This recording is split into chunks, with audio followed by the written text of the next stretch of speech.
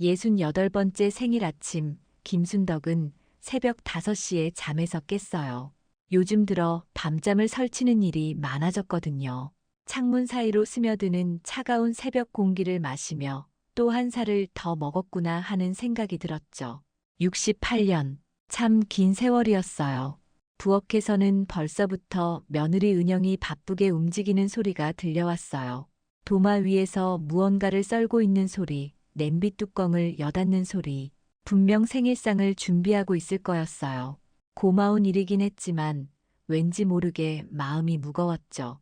거울 앞에 서서 자신을 바라보는 순덕의 표정은 복잡했어요. 주름진 얼굴, 구부정해진 어깨, 희끗희끗한 머리카락. 언제부터인가 거울 속 자신이 낯설어 보였거든요. 남편 철수가 세상을 떠난 후로는 더욱 그랬어요. 마치 절반이 사라진 것 같은 느낌이었죠. 세수를 하고 옷을 갈아입은 순덕이 거실로 나가자 은영이 환한 미소로 맞아주었어요. 어머니, 생일 축하드려요. 건강하게 1살 더 드셨네요. 정중하고 예의 바른 인사였지만 어딘가 형식적으로 들렸어요. 진심이 담겨 있지 않은 것 같았거든요. 식탁 위에는 정말 정성스럽게 차려진 음식들이 놓여 있었어요. 미역국, 현미밥, 각종 나물 반찬들, 모두 건강에 좋다는 음식들이었죠. 색깔도 예쁘고 정갈하게 차려져 있었어요. 은영의 정성이 느껴지는 상차림이었어요. 하지만 순덕의 가슴 한편에서는 아쉬움이 스며들었어요. 철수가 살아있을 때의 생일상과는 너무 달랐거든요. 그때는 순덕이 좋아하는 갈비찜이 있었고 달콤한 케이크도 있었죠. 무엇보다 남편이 직접 끓여준 미역국의 맛이 그리웠어요. 곧이어 아들 민수가 나타났어요. 어머니, 생일 축하드려요. 오늘 하루 편안히 보내세요. 민수의 인사도 예의 바르긴 했지만 급하게 하는 인사였어요. 이미 회사 일로 정신이 없어 보였거든요. 손목시계를 자꾸 들여다보는 모습이 그것을 말해주고 있었어요. 손자녀들도 나와서 할머니 생일 축하해요라고 말했지만 곧바로 각자 휴대폰을 들여다보기 시작했어요. 중학생인 지연이는 친구들과 메신저를 주고받느라 바빴고 초등학생인 현우는 게임에 빠져 있었어요. 순덕은 미역국을 한 숟가락 떠서 입에 넣었어요. 맛이 있긴 했지만 어딘가 아쉬웠어요. 철수가 끓여주던 미역국과는 달랐거든요. 남편은 순덕의 입맛을 정확히 알고 있었어요. 짜지도 싱겁지도 않게 딱 순덕이 좋아하는 맛으로 만들어주곤 했죠. 그때 은영이 어머니, 요즘 혈압이 높으시니까 짜게 드시면 안 돼요라고 말했어요. 틀린 말은 아니었지만 순덕에게는 그 말이 자신의 마음을 전혀 헤아리지 못하는 소리로 들렸어요. 68년을 살아온 자신의 취향과 기호는 아무도 궁금해하지 않는 것 같았거든요. 가족들은 모두 모여 있었지만 각자 다른 일에 신경 쓰고 있었어요. 민수는 계속 휴대폰을 확인하고 있었고 은영은 설거지 걱정을 하고 있었으며 아이들은 빨리 끝나길 바라는 눈치였어요. 정작 주인공인 순떡만 혼자 있는 것 같았어요. 식사 중간에 민수가 조심스럽게 말을 꺼냈어요. 어머니, 요양원 견학을 한번 해보시는 게 어떨까요? 요즘 정말 좋은 곳들이 많아졌어요. 그 말이 귀에 들어오는 순간 순덕의 손이 젓가락을 쥔 채로 멈춰버렸어요. 요양원이라는 단어가 머릿속에서 맴돌았어요. 아, 결국 나를 보내버리려는구나. 그동안 눈치를 보며 살았던 것이 맞았구나. 가슴속에서 뜨거운 무언가가 치밀어 올랐어요. 서운함, 분노, 절망감, 모든 감정이 한꺼번에 밀려왔어요. 은영이 어머니 혼자 계시는 시간이 많으시잖아요.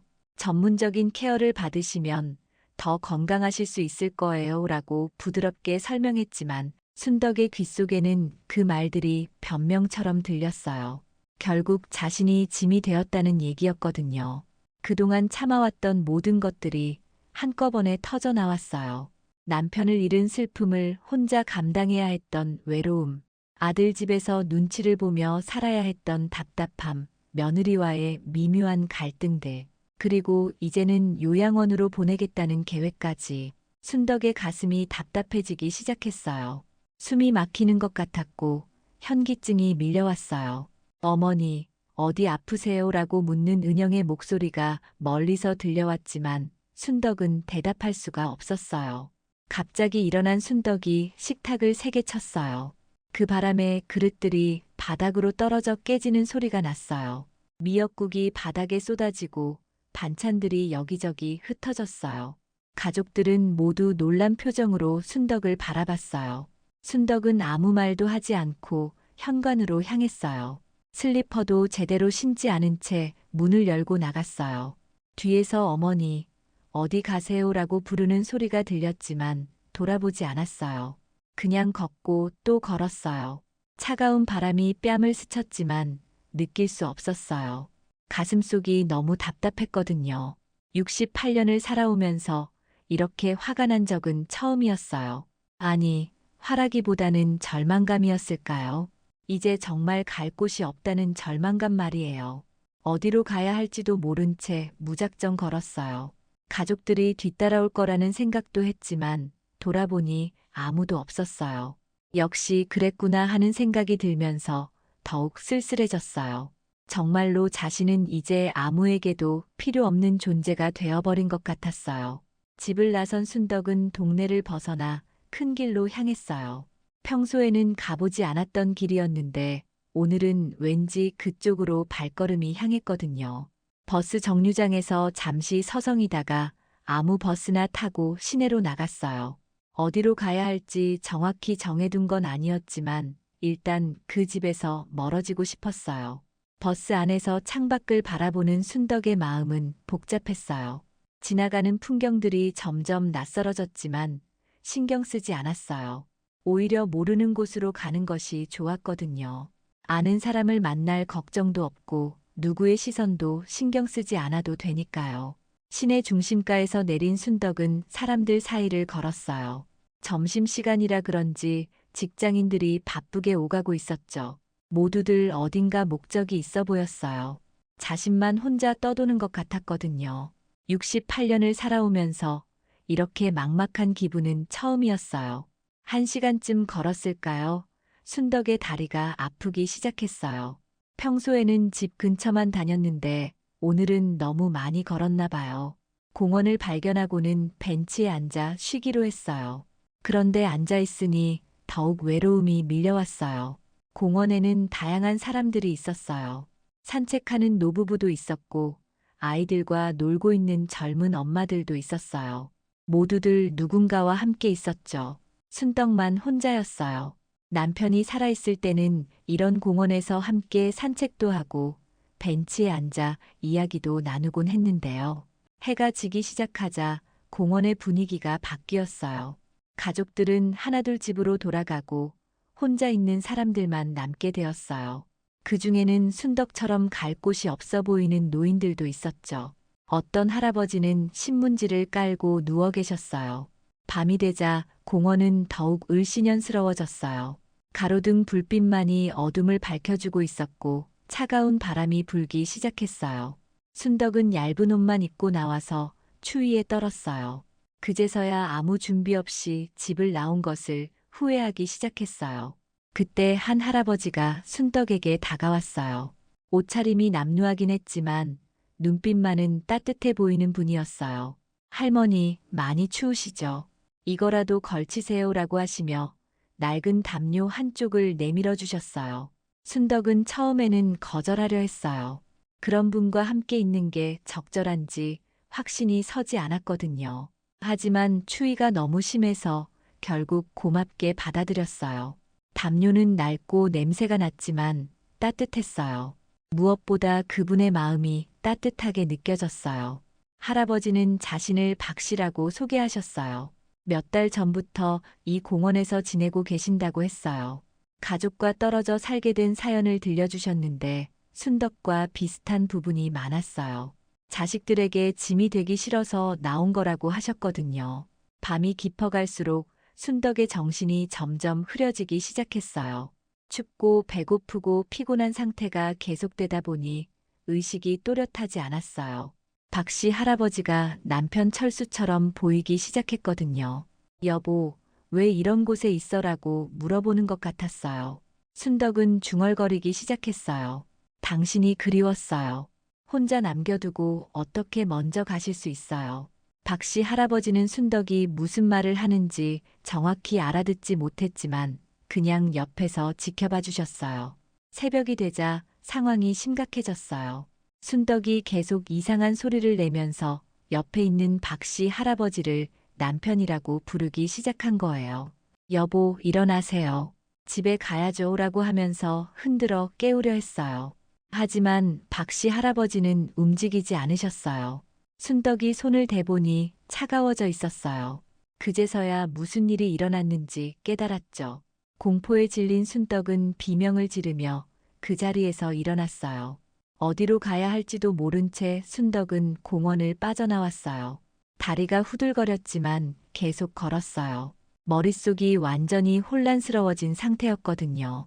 과거와 현재가 뒤섞이고 현실과 환상의 경계가 모호해졌어요. 한편 집에서는 순덕이 돌아오지 않자 가족들이 걱정하기 시작했어요.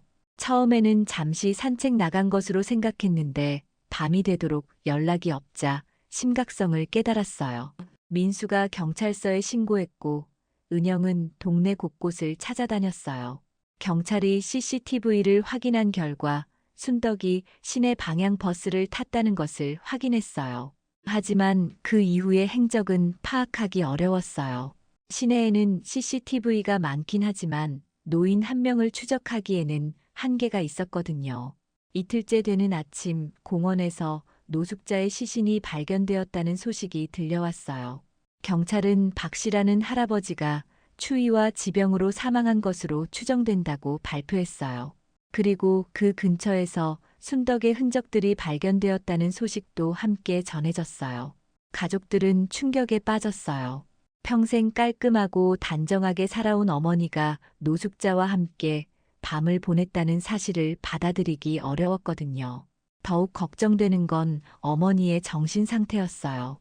이런 충격적인 경험을 한 후에 어떤 상태일지 알 수 없었거든요. 현재 순덕은 시내 어딘가에서 혼란스러운 상태로 방황하고 있었어요.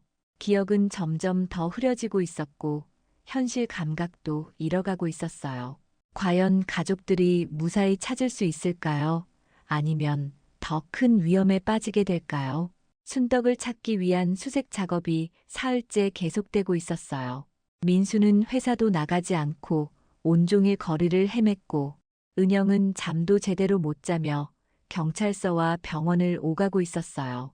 아이들까지 나서서 할머니를 찾아다녔지만 아직 아무런 단서도 찾지 못한 상황이었죠. 그런 와중에 은영은 시어머니의 방을 정리하다가 뜻밖의 발견을 하게 되었어요. 옷장 깊숙한 곳, 낡은 이불 사이에서 묵직한 상자 하나가 나온 거였어요.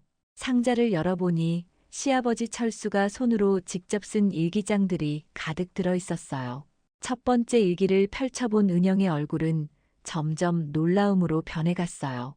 시아버지의 글씨로 빼곡히 적힌 내용들이 너무나 충격적이었거든요. 순덕에 대한 깊은 사랑과 걱정, 그리고 가족들이 전혀 모르고 있던 이야기들이 그 안에 담겨 있었어요. 특히 자주 등장하는 이름이 은영의 마음을 어지럽게 만들었어요. 우리 딸 은미라고 불리는 아이에 대한 이야기가 계속 나오고 있었거든요. 은영은 시댁에 딸이 있었다는 얘기를 들어본 적이 없었는데 일기 속에는 분명히 딸에 대한 기록들이 있었어요. 황급히 민수를 불러 함께 일기를 읽어본 결과 30년 전에 일어난 끔찍한 사건의 전말이 드러났어요. 당시 5살이었던 은미가 교통사고로 세상을 떠났다는 내용이었죠. 그날 순덕이 잠깐 한눈을 판 사이에 아이가 차도로 뛰어나갔고 그 자리에서 숨을 거두었다고 적혀 있었어요.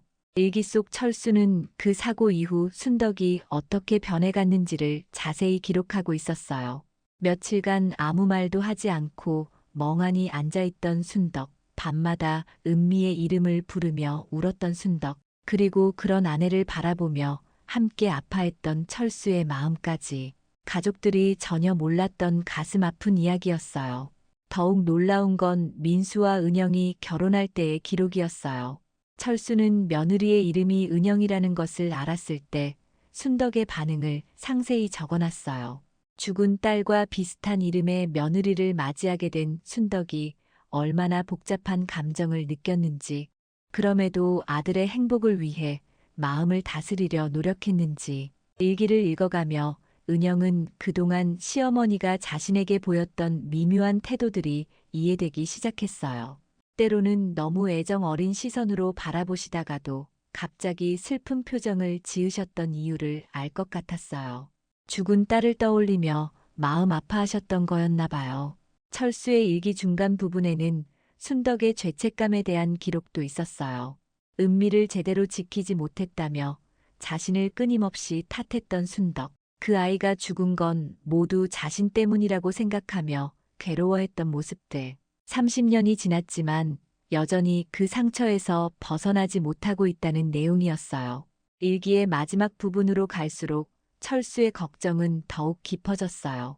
자신이 세상을 떠난 후 순덕이 혼자 남겨질 것을 걱정하는 마음. 며느리 은영이 순덕에게 딸 같은 존재가 되어주길 바라는 간절한 소망. 그리고 순덕이 은미를 잃은 상처로부터 완전히 해방되길 원하는 애절한 바람까지 적혀 있었어요. 특히 철수가 돌아가시기 직전에 쓴 마지막 일기는 가슴을 찡하게 만들었어요. 순덕에게 전하고 싶었지만 차마 말하지 못했던 마지막 인사가 담겨 있었거든요. 평생 함께 해줘서 고맙다는 말, 은미를 잃었을 때도 용감하게 버텨줘서 고맙다는 말, 그리고 이제는 아픔을 내려놓고 행복하게 살아달라는 부탁이었어요. 일기를 다 읽은 민수와 은영은 말을 잃었어요. 지금까지 어머니를 얼마나 오해하고 있었는지 깨닫게 되었거든요. 며느리에 대한 차가운 태도도 완벽주의적인 성격도 모두 잃어버린 딸에 대한 아픔에서 비롯된 것이었어요. 은영은 자신의 이름 때문에 시어머니가 얼마나 고통스러우셨을지 생각하니 눈물이 났어요. 한편 순덕은 시내에서 점점 더 깊은 혼란 속에 빠져들고 있었어요. 사흘째 제대로 된 음식을 먹지 못해 몸은 쇠약해졌고 잠도 거의 자지 못해 정신도 흐릿했어요. 길을 지나다가 어린 여자아이를 보면 은미라고 부르며 따라가려 했고 젊은 여성을 보면 며느리인 줄 착각하기도 했어요. 특히 밤이 되면 순덕의 증상은 더욱 심해졌어요. 30년 전 그날로 돌아간 듯 은미를 찾아 헤맸어요. 은미야, 엄마가 잘못했어. 어디 있니라고 외치며 위험한 차도로 뛰어나가려 하기도 했어요. 지나가던 사람들이 위험하다며 말렸지만 순덕의 귀에는 들리지 않았어요. 경찰은 CCTV를 통해 순덕의 대략적인 위치를 파악하고 있었지만 정확한 소재지를 찾기는 어려웠어요. 순덕이 일정한 패턴 없이 이곳저곳을 떠돌아다니고 있었거든요. 게다가 정신이 혼란스러운 상태라 예측하기가 더욱 힘들었어요. 가족들은 이제서야 순덕의 진짜 마음을 이해하게 되었어요. 생일날 음식을 엎어버린 것도, 요양원 얘기에 격렬하게 반응한 것도 모두 설명이 되었어요. 30년 전 딸을 잃고 혼자 감당해온 아픔, 남편마저 떠나고 나서 더욱 깊어진 외로움. 그 모든 것들이 한꺼번에 폭발한 거였어요. 은영은 눈물을 닦으며 다짐했어요. 시어머니를 꼭 찾아서 진심으로 사과하고 앞으로는 정말 딸처럼 모셔야겠다고요. 민수 역시 어머니의 아픔을 외면했던 자신을 반성했어요. 하루빨리 어머니를 찾아서 모든 걸 이해한다고 말씀드리고 싶었어요. 하지만 순덕은 여전히 거리 어딘가에서 위험한 상황에 놓여 있었어요. 시간이 갈수록 상태는 악화되고 있었고 언제 어떤 사고가 일어날지 알 수 없었어요. 과연 가족들이 순덕을 무사히 찾을 수 있을까요? 그리고 30년간 숨겨왔던 상처를 함께 치유할 수 있을까요? 나흘째 되는 밤, 순덕은 한강변을 따라 비틀거리며 걸어갔어요. 며칠 동안 제대로 먹지도 자지도 못한 상태에서 몸은 한계에 다다랐어요. 옷은 더러워져 있었고 머리는 헝클어져 있었으며 신발 한 짝은 어디선가 잃어버린 상태였어요. 지나가는 사람들은 이상한 시선으로 바라봤지만 순덕은 그런 것들을 느낄 여유가 없었어요. 강바람이 차갑게 불어왔지만 순덕에게는 아무것도 느껴지지 않았어요. 머릿속이 완전히 뒤죽박죽이 되어 있었거든요. 때로는 30년 전 은미가 사고를 당했던 그날로 돌아가 있었고, 때로는 3년 전 철수의 장례식 날인 줄 착각하기도 했어요. 현실과 과거가 마구 뒤섞여서 어디가 진짜인지 구분할 수 없었어요. 한강대교에 올라선 순덕은 난간에 기대어 아래를 내려다봤어요. 까만 강물이 조용히 흘러가는 모습을 보고 있자니 갑자기 머릿속이 조금 맑아지는 느낌이었어요. 여기가 어디인지, 왜 이곳에 있는지는 여전히 확실하지 않았지만 한 가지는 분명했어요. 너무나 피곤하고 지쳤다는 것이었죠. 은미야, 엄마가 잘못했어. 엄마가 갈게라고 중얼거리며 순덕은 난간에 손을 올렸어요. 30년 전 그 아이를 제대로 지키지 못했던 죄책감, 남편을 혼자 보내야 했던 슬픔, 그리고 이제는 가족들에게조차 짐이 되어버린 현실. 모든 것이 한꺼번에 밀려와서 견딜 수 없었어요. 순덕이 난간 너머로 몸을 기울이려는 그 순간 뒤에서 할머니라고 부르는 목소리가 들려왔어요. 돌아보니 손녀 지연이 숨을 헐떡이며 달려오고 있었어요. 아이의 얼굴은 눈물범벅이었고 목소리는 떨리고 있었어요. 할머니, 거기서 내려와요. 위험해요라고 간절히 부탁하는 지연의 모습을 보며 순덕은 잠시 정신이 돌아왔어요. 지연은 며칠 전부터 혼자서 할머니를 찾아다니고 있었어요. 부모님들이 경찰과 함께 공식적인 수색을 하는 동안 14살 소녀는 자신만의 방법으로 할머니를 찾고 있었던 거예요. 할머니가 자주 이야기했던 장소들, 할아버지와의 추억이 담긴 곳들을 하나씩 찾아다녔거든요. 오늘 저녁에도 지연은 부모님 몰래 집을 나와서 한강변을 따라 걸었어요. 할머니가 할아버지와 함께 산책했다고 하셨던 그 길을 따라서 말이에요. 그러다가 멀리서 할머니의 모습을 발견하고는 급히 달려온 거였어요. 하지만 지연이 순덕에게 다가가려 하자 순덕은 더욱 혼란스러워했어요. 지연을 30년 전 죽은 딸 은미로 착각한 거였어요. 은미야, 엄마 미안해. 엄마가 너를 제대로 지켜주지 못했어라고 말하며 지연을 안으려 했지만 발을 헛디뎌 비틀거렸어요. 아찔한 순간이었어요. 할머니가 균형을 잃으면서 지연도 함께 위험에 처하게 된 거예요. 지연은 재빨리 할머니의 팔을 붙잡았지만 두 사람 모두 난간 쪽으로 기울어졌어요. 아래로는 차가운 강물이 흐르고 있었고 높이도 상당했어요. 할머니, 제 손 놓지 마세요라고 지연이 필사적으로 외쳤어요. 그 목소리를 들은 순덕의 의식이 조금씩 돌아오기 시작했어요. 손녀가 자신을 구하려다가 함께 위험에 빠진 상황을 깨닫게 된 거죠. 아이의 작은 손이 점점 미끄러져 가는 것을 느끼며 순덕은 간신히 정신을 차렸어요. 마침 밤늦게 산책을 하던 시민이 이 위험한 상황을 목격하고 즉시 119에 신고했어요. 곧이어 소방서와 경찰이 출동했고 구조대원들이 현장에 도착했을 때 할머니와 손녀는 여전히 난간에 매달린 채 있었어요. 상황이 매우 위험해서 구조 작업은 신중하게 진행되어야 했어요. 한편 경찰로부터 연락을 받은 민수와 은영은 급히 현장으로 달려왔어요. 다리 위에서 펼쳐지는 구조 작업을 보며 두 사람의 가슴은 터질 것 같았어요. 어머니와 딸이 모두 위험에 처한 상황이라니. 은영은 그 자리에 주저앉아 울기 시작했고 민수는 주먹을 불끈 쥐며 구조대의 작업을 지켜봤어요. 구조대원들이 로프를 이용해 조심스럽게 접근했어요.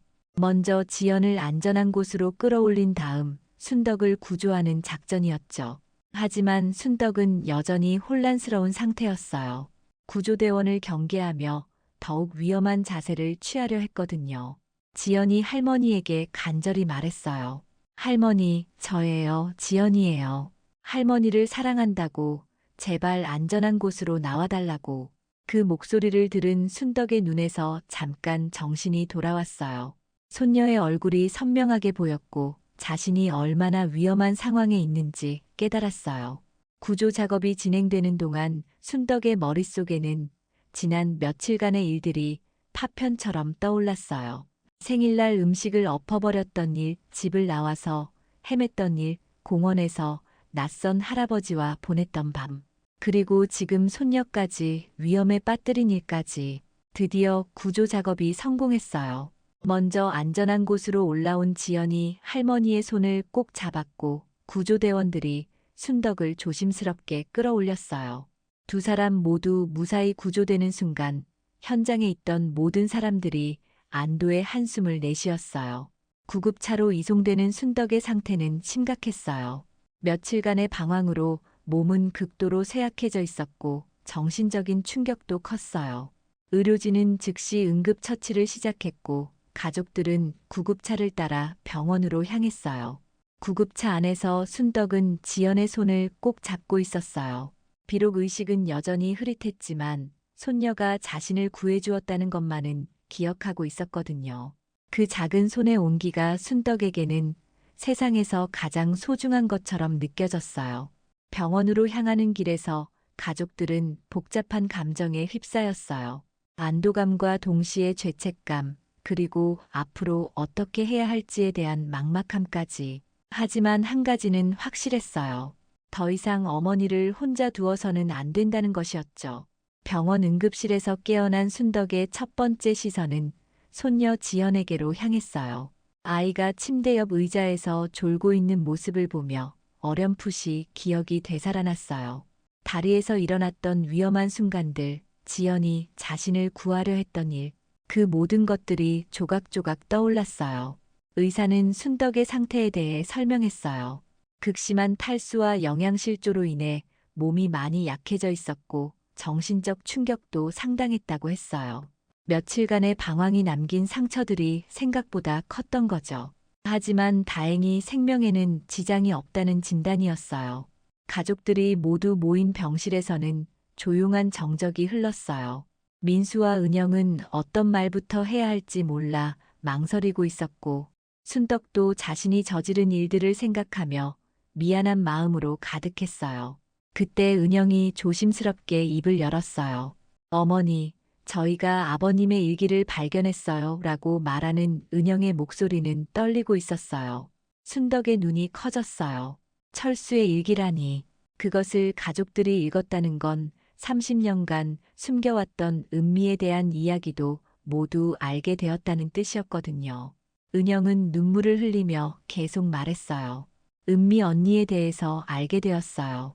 그리고 제 이름 때문에 어머니가 얼마나 힘드셨는지도, 어머니가 저를 대하기 어려워하셨던 이유를 이제야 이해하게 되었어요. 라고 했어요. 순덕은 고개를 돌려 창밖을 바라봤어요. 30년간 아무에게도 말하지 못했던 비밀이 드러난 것 같아서 부끄러웠어요. 은미를 제대로 지키지 못했던 자신의 잘못, 그 때문에 며느리를 제대로 받아들이지 못했던 마음. 모든 것이 부끄럽고 미안했어요. 민수도 어머니 곁으로 다가갔어요. 어머니, 저희가 몰랐어서 죄송해요. 어머니 혼자 그 아픔을 감당하고 계셨는데 저희는 전혀 모르고 있었어요. 라고 말하는 민수의 목소리에도 후회가 담겨 있었어요. 그때 지연이 잠에서 깨어났어요. 할머니가 깨어나신 것을 보고는 환한 미소를 지었어요. 할머니, 정말 다행이에요. 무서웠어요. 라고 말하는 지연을 보며 순덕의 가슴이 찡해졌어요. 자신 때문에 손녀까지 위험에 빠뜨렸다는 생각에 눈물이 났어요. 순덕이 처음으로 입을 열었어요. 미안해요.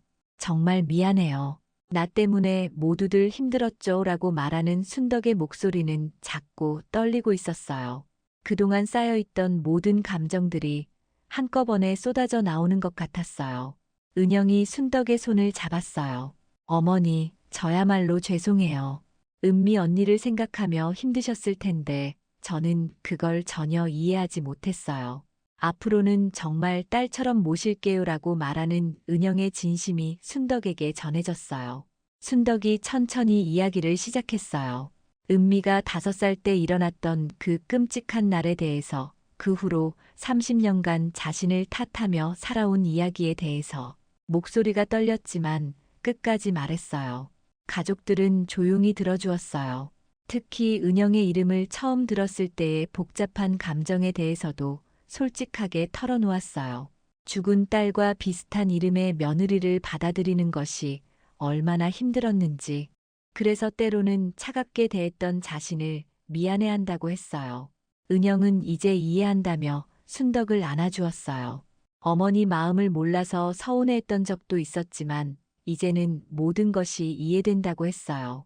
그리고 앞으로는 은미 언니의 목까지 함께 어머니를 사랑하겠다고 약속했어요. 민수는 철수가 남긴 마지막 편지를 순덕에게 보여드렸어요. 순덕은 떨리는 손으로 편지를 받아 읽기 시작했어요. 남편이 마지막까지 자신을 걱정했던 마음, 행복하게 살아달라는 간절한 바람, 모든 것이 적혀 있었어요. 편지를 다 읽은 순덕은 한참을 울었어요. 남편의 마지막 인사를 이제서야 받게 되었다는 안도감과 함께 그동안 혼자 아파했던 시간들이 너무 아까웠어요. 가족들이 모두 자신을 이해하고 받아들여 주는데도 계속 마음을 닫고 있었던 자신이 어리석었다고 생각했어요. 지연이 할머니에게 다가와서 말했어요. 할머니, 저는 할머니가 제일 좋아요. 앞으로 할머니와 함께 많은 추억을 만들고 싶어요라고 했어요. 그 말을 들은 순덕은 손녀를 꼭 안아주었어요. 그날 밤 병실에서는 가족들이 처음으로 진솔한 대화를 나누었어요. 순덕은 은미에 대한 이야기를 더 자세히 들려주었고, 가족들은 그동안 어머니의 마음을 몰라줘서 미안하다고 했어요. 서로의 진심을 확인하는 소중한 시간이었어요. 의사는 순덕의 상태가 안정되었다고 했어요. 며칠간의 충격적인 경험이었지만 가족들의 사랑과 이해로 마음의 상처도 치유되고 있다고 했어요. 다만 앞으로는 더욱 세심한 관심과 돌봄이 필요하다고 조언했어요. 은영은 순덕에게 약속했어요. 앞으로는 어머니를 혼자 두지 않겠다고, 무엇이든 함께 하겠다고, 요리도 함께 하고, 산책도 함께 하고, 이야기도 많이 나누겠다고 했어요. 순덕은 고개를 끄덕이며 고맙다고 했어요.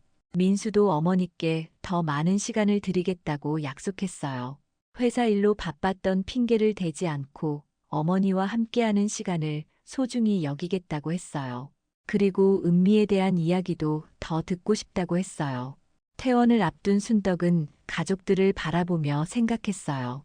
이제는 정말로 새로운 시작을 할 수 있을 것 같았어요. 30년간 숨겨왔던 아픔을 가족들과 나누고 서로를 이해하게 되었으니까요. 앞으로는 더 이상 혼자가 아니라는 생각에 마음이 따뜻해졌어요. 태어난 지 석 달이 지난 어느 따뜻한 오후, 순덕은 부엌에서 은영과 함께 저녁 준비를 하고 있었어요. 예전과는 완전히 달라진 모습이었죠. 며느리와 함께 요리하는 것이 이렇게 즐거운 일인지 몰랐어요. 은영이 순덕에게 은미에 좋아했던 음식에 대해 물어보면 순덕은 기꺼이 그 이야기를 들려주었어요. 오늘은 특별한 날이었어요. 30년 전 세상을 떠난 은미의 기일이었거든요.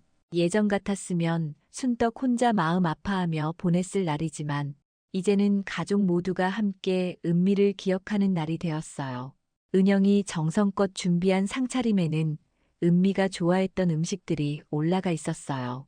저녁 식사 후 가족들은 거실에 둘러앉아 은미에 대한 이야기를 나누었어요.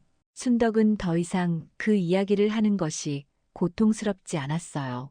오히려 사랑하는 가족들과 함께 딸을 기억하는 것이 위로가 되었거든요. 지연이는 할머니, 은미 고모는 어떤 아이였어요? 라고 물어보곤 했어요. 순덕은 환한 미소로 은미의 어린 시절 이야기를 들려주었어요. 얼마나 똑똑하고 예쁜 아이였는지, 어떤 놀이를 좋아했는지, 예전에는 너무 아팠던 기억들이 이제는 소중한 추억으로 바뀌어 있었어요. 가족들이 함께 들어주니까 그 이야기들이 더 이상 슬프기만 한 것이 아니었거든요. 은영은 순덕에게 말했어요. 어머니, 저도 은미 언니를 많이 사랑해요. 비록 만나보지는 못했지만 어머니 이야기를 들으면서 정말 예쁜 아이였구나 싶어요라고요. 그런 은영의 말을 들으며 순덕은 가슴이 뭉클해졌어요. 며느리가 진심으로 은미를 받아들여주는 것 같았거든요. 지연이가 제안했어요. 할머니, 은미 고모 사진을 거실에 걸어놓으면 어떨까요? 그러면 고모도 우리와 함께 있는 것 같잖아요 라고요. 순덕은 그 제안이 너무 좋았어요. 30년간 서랍 깊숙이 숨겨두었던 은미의 사진을 꺼내서 예쁜 액자에 넣어 거실 한쪽에 두었어요. 요즘 순덕의 일상은 완전히 달라져 있었어요. 아침에 일어나면 은영과 함께 장을 보러 나가곤 했어요. 시장에서 만나는 상인들과 정담을 나누고 어떤 재료가 좋은지 서로 의견도 나누었어요. 예전에는 혼자 다니느라 재미없었는데 며느리와 함께 하니까 모든 것이 즐거웠어요. 오후에는 주로 지연이와 시간을 보냈어요. 손녀가 학교에서 돌아오면 간식을 함께 만들어 먹으며 하루 있었던 일들을 나누었어요. 지연이는 할머니에게 친구들 이야기도 해주고 학교에서 배운 것들도 알려주었어요. 순덕은 그런 손녀가 너무 사랑스러웠어요. 현우와도 특별한 추억을 만들어가고 있었어요. 손자는 할머니에게 게임을 가르쳐 주곤 했는데 순덕은 어설프게나마 따라 해보려 노력했어요. 젊은 세대의 문화를 이해하려는 할머니의 모습을 보며 현우도 할머니를 더욱 가까이 느끼게 되었어요. 민수도 달라졌어요. 예전처럼 회사 일만 신경 쓰지 않고 어머니와 함께하는 시간을 늘렸어요. 주말이면 어머니와 함께 아버지 산소에 성묘를 다녀오곤 했어요. 그곳에서 순덕은 철수에게 근황을 이야기해 주었어요. 가족들이 모두 화목하게 지내고 있다고, 이제는 외롭지 않다고. 가장 큰 변화는 순덕과 은영의 관계였어요.